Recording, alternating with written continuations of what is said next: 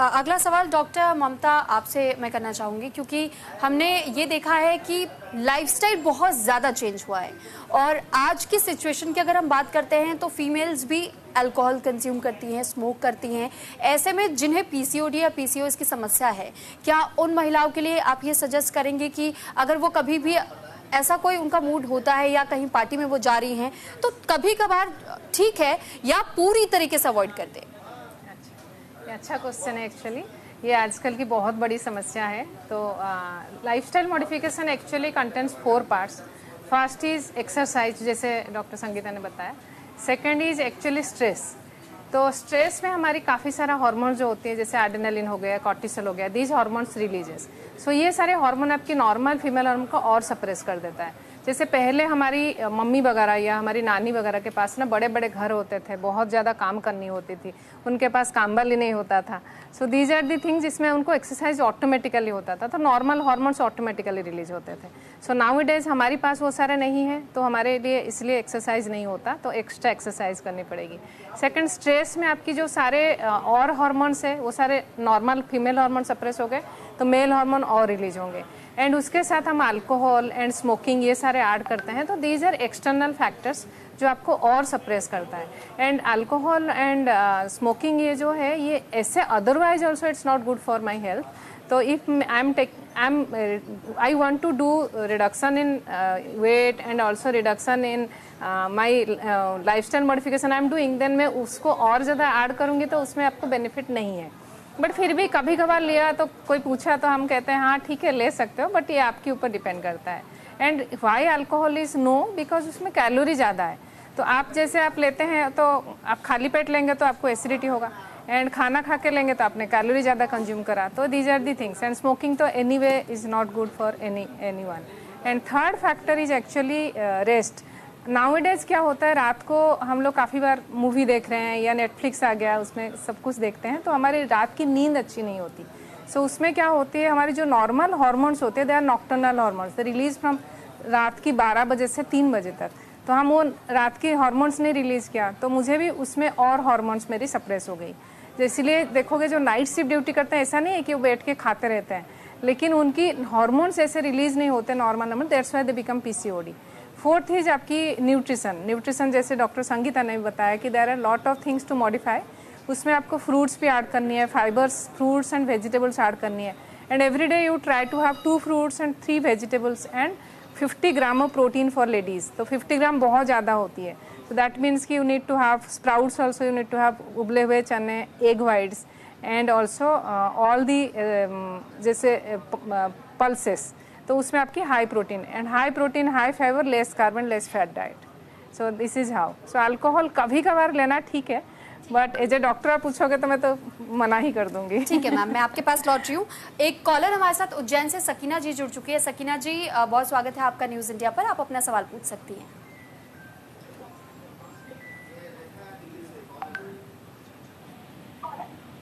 जी सकीना जी, क्या आपको आवाज़ मिल रही है मेरी? हाँ जी, प्रॉब्लम ये है कि कंटिन्यूस प्रॉब्लम आ रही है बच्चे को और उसके पीरियड रेगुलर नहीं रहते। ठीक है, बच्चे के पीरियड रेगुलर नहीं रहती है और उसको प्रॉब्लम बहुत ज्यादा होती है। ठीक है सकीना जी, आप कॉल पे रहिएगा। दिखाने जाते हैं तो 28-28 दिन की कोई टैबलेट्स दे देते हैं और जब वो टैबलेट्स बंद होती है तब पीरियड्स आते हैं और उसके बाद पीरियड्स रुक जाते हैं। और अगर टैबलेट्स बंद तो आप कॉल पे बने रहिएगा। मैं आपका सवाल डॉक्टर निधि आपसे लेना चाहूंगी, आप इस सवाल का जवाब देना चाहेंगी? हाँ जी, सबसे पहले मैं जानना चाहूंगी कि डॉटर की एज कितनी है? वो अपनी डॉटर के बारे में बता रही है, उनकी क्या उम्र होगी अभी? 16 इयर्स की है और थोड़े थोड़े दिन में उसको लोअर बेली के इधर और लोअर पोर्शन में बड़ा सा फोड़ा जैसा भी होने लगता है। 15 इयर्स, राइट? सो 15-16 इयर्स अभी, मतलब आपको पीरियड स्टार्ट हुए प्रोबेबली 2-3 साल हुए होंगे।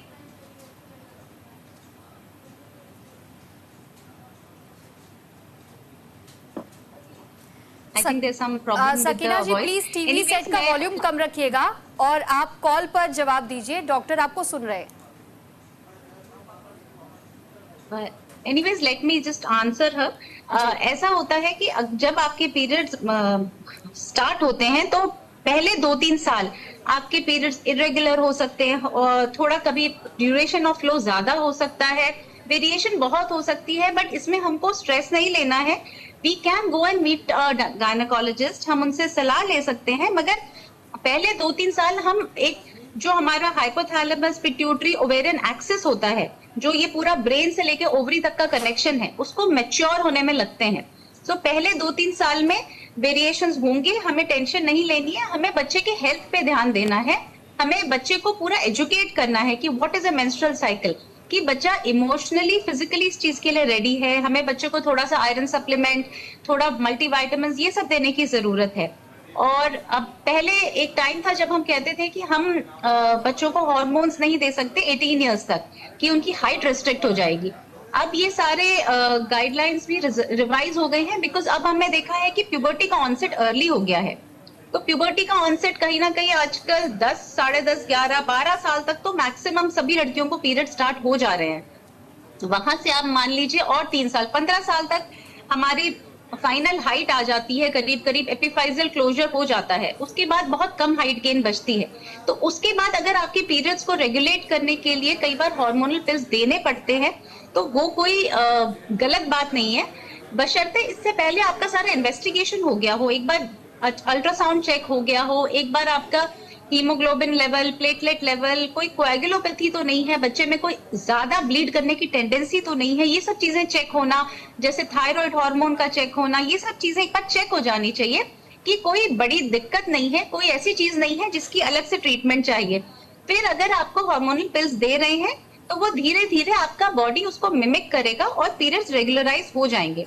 आपको बस बच्चे के न्यूट्रिशन का ध्यान रखना है। और दूसरी चीज वो कह रहे थे कुछ फोड़ा वगैरह हो जाता है, सो इट सीम्स कि कहीं ना कहीं कुछ इन्फेक्शन हो रहा है या कुछ एलर्जी हो रही है, तो वो चीज एक बार उनको एग्जामिन करवा के दिखवानी पड़ेगी कि what is it related to, क्योंकि इसका पीरियड से ऐसा कुछ रिलेशन नहीं है कि इन्फेक्शन पीरियड से नहीं होने चाहिए, और वो भी बैक में हो रहा है, तो मे बी एक बार शुगर्स भी चेक करा लें, एक बार थायराइड चेक करा लें, तो we will get to the base of it कि क्यों ऐसा हो रहा है। और बच्चे को फिजिकली एक्टिव रखें, ये ना समझाएं कि पीरियड्स है तो रेस्ट करना है।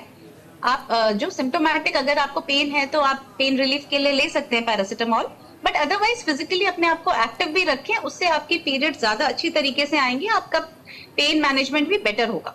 ठीक है डॉक्टर निधि, बहुत शुक्रिया आपका सकीना जी का सवाल का जवाब देने के लिए। सकीना जी आपका भी बहुत धन्यवाद।